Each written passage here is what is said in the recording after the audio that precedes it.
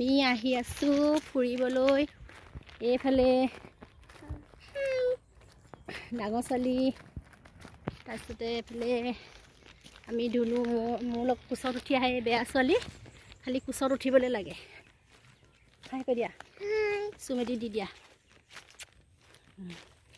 আমি ফুফু আহি আছোঁ কোৱা ক'ত যাম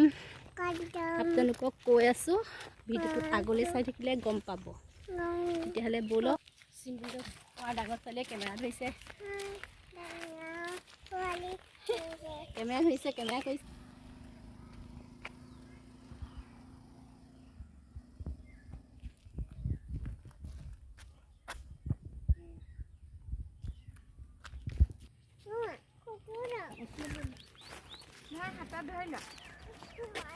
बोला बोला बोला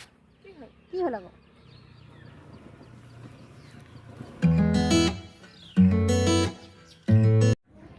নমস্কাৰ মোৰ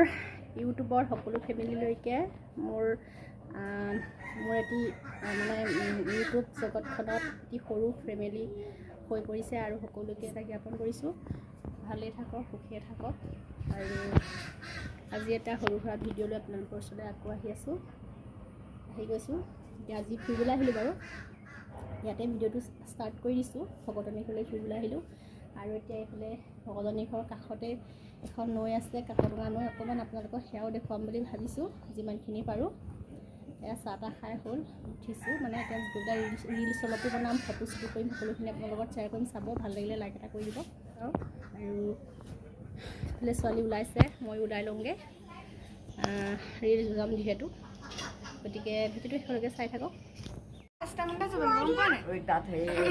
বিহু মোৱা হেৰি পাৰ্টিটোৰ পৰা এই ঠিকদাই ফটো তোলাব সেই দেখে বিহু গাবলৈ মাতিছে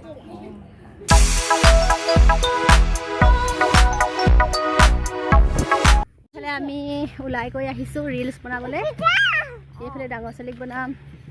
আৰু মই বনাম আজি ধুনুৱে নবনাই ধুনুক ৰিলছ বনাই আপোনালোকক দিয়া হ'ল আৰু এয়া কাকডোঙা নৈ কাষলৈ আহি আছোঁ চাই থাকিব ভিডিঅ'টো আগলৈ মই বগত সোমালোঁ আপোনালোকক দেখুৱাই দিছোঁ ইমান ধুনীয়া ফুলনি বাৰী পাতিছে মোৰ বহুত ভাল লাগিছে কিমান ধুনীয়াকৈ পাতিছে এইফালে সেয়া গোটেই ফুলে নবৌৱে বৰ ধুনীয়াকৈ পাতিছে চাগে ফুলনি এইফালে নবৌ আমাৰ লগত আহিছে আমি মানে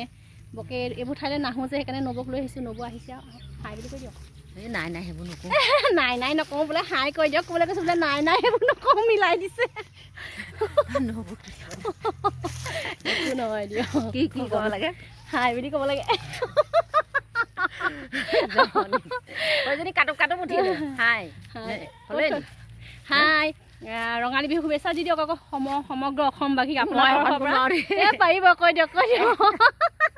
সেইখন মই নোৱাৰোঁ দেই নবৌ হয় ময়ে কৈছোঁ দেই নবৌৱে সমগ্ৰ অসমবাসীক মোৰ ইউটিউব চেনেলৰ জগতৰ সকলো ৰাইজকে মানে সকলোকে ৰঙালী বিহু শুভেচ্ছা জ্ঞাপন কৰিছে এয়া কৈছে নবৌৱে মানে কেমেৰালৈ তেনেকৈ বকে নাহে যে অভ্যাসটো নাই সেইকাৰণেহে এনেকুৱা কৰিছে নহ'লে নবৌ বহুত স্মাৰ্ট গোটেই চোটেই লগ পায়ে থাকোঁ বহুতখিনি কাম কৰিবও জানে মানে বহুত স্মাৰ্ট মই ভাষাই বুজাই ক'ব নোৱাৰোঁ এতিয়া কিন্তু নবৌৱে আজি কেমেৰা সন্মুখতহে এনেকুৱা কৰিছে এতিয়া আপোনালোকক বেক কেমেৰা কৰি দেখুৱাই দিছোঁ আমাৰ কাকডোঙা নৈ কাষে একদম ওচৰ যোৱাগৈ নাই যিহেতু ৰাস্তা বনাই আছে আৰু খুব গাড়ীবোৰ অহা যোৱা কৰি আছে আৰু ধূলি উৰিছে সেইবাবে যোৱা নাই ধুনু যাবলৈ ওলাইছে অকণ যাবলৈও দিগদাৰ দেখুৱাই দিছোঁ এয়া আমি আহিলোগৈ এইবোৰ ৰিলছ বনাই এয়া ভকতনী ঘৰৰ পৰা আকৌ নবৌহঁতৰ ঘৰলৈ আকৌ যাবলৈ ওলাইছোঁ তাৰমানে ৰিলছ বনাই ঘূৰি আহোঁতে নোসোমালোঁ নবৌৱে মাতিছে এইফালে ইমান ধুনীয়াকৈ এয়া ফুলদানি ইমান ধুনীয়াকৈ সজাইছে এয়া এইটো ফুলৰ মাঘতো আছে বাৰু এইফালে এয়া ওলাই আহিছোঁ তুমি নুঠা চিন্তা কৰিব নালাগে এইফালে ভকতনী নুঠো বুলি কৈছে এই উঠি গ'লা কিন্তু অকণমান সেইখন উঠিলে একো নহয় দিয়া অকণমান উঠিছা একো বেয়াকৈ আছোঁ বুলি কৈছে একো বেয়াকৈ থকা নাই ধুনীয়াকৈ আছে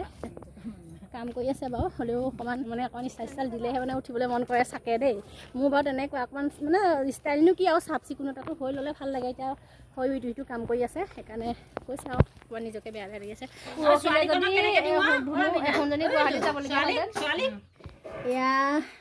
নবৌ ঘৰৰ পৰা আহি ভকতনী ঘৰ পালোহি ভকতনী ঘৰত সোমাই নবৌ ঘৰলৈ গ'লোঁ নবৌ ঘৰৰ পৰা আকৌ ভকতনী এনেকৈ অহা যোৱা কৰি থকা নিচিনা হৈছে কাৰণ এতিয়া ৰাতি বাৰু দিনতে আহিছিলোঁ এতিয়া এয়া ভকতনীয়ে ভাত খাবলৈ চাই থাকিলে